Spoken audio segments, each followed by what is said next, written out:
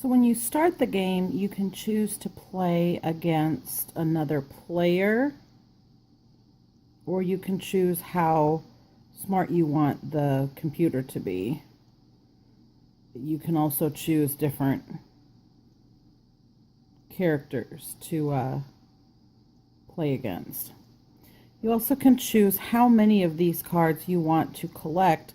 Once these stacks are empty, once two of them are empty, the game is over.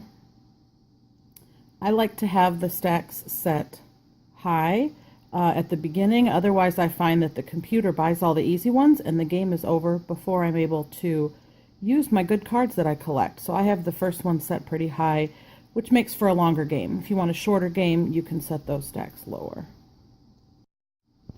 Okay, so let's get started.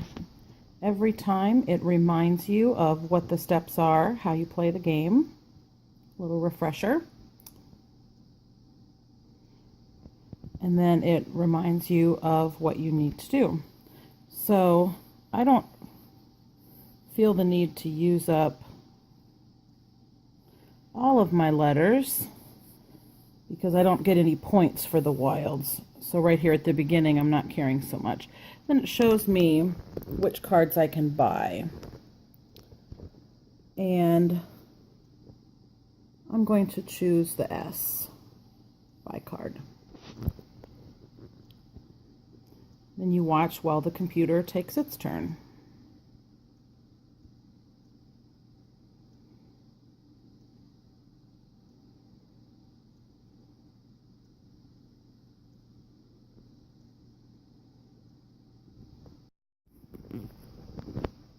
So this is a case where I get points for using the wilds, so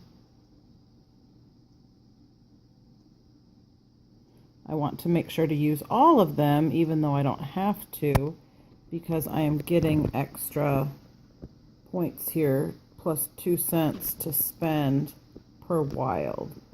So I want to make sure that I'm using it. I also want you to see how the books at the top light up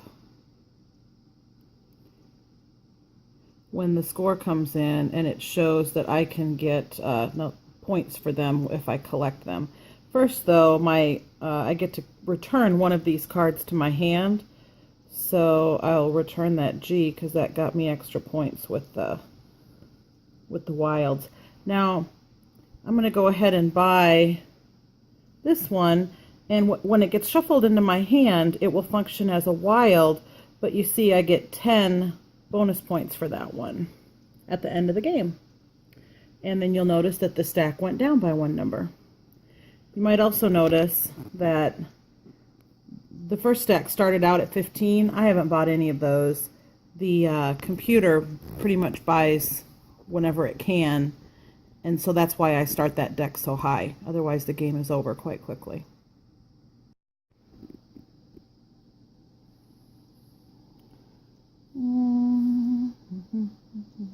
Let's see if it'll let me